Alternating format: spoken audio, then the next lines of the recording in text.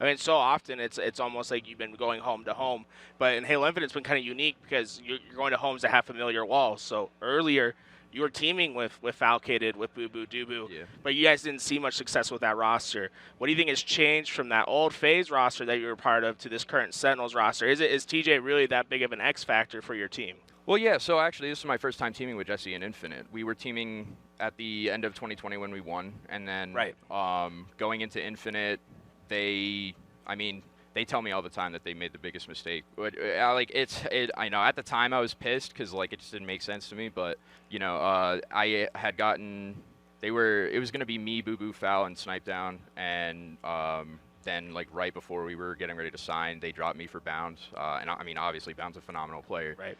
but um, I think like I went on, got on a United, we did our thing, and then after that I got on phase with Mikey, and we wanted it like me, Jesse, and Mikey wanted the team. It's like contract stuff. Sometimes it's just impossible. Mhm. So it didn't work out, and then um, even after Worlds, we tried again to get it to happen. Couldn't get it to happen. I was trying to go to G1 with them, just couldn't. It's just negotiations. There's budgets, and sometimes you have to choose between a player and It's the world that like no one sees, right? Like all this backward like dealing. we were trying so hard for us three to team after Worlds, and G1's like we're willing to spend this much, and obviously I'm not getting into numbers. Some of them are pretty crazy, but so then it comes down to G1 saying, Jesse, like you got one, pick one, and then Jesse and Mikey are a duo, like Yeah, so I it's can't hard to I break. can't take it personally. No, but I And mean, I then think it's resilient that you've been able to bounce back the way that you have. Sorry. to yeah, interrupt you, it's I think the last few events like before Arlington were rough. The team dynamic and chemistry and vibes were just not there.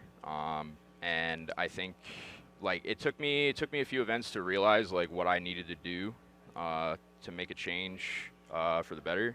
And I didn't even I almost went to Native Red after Whoa.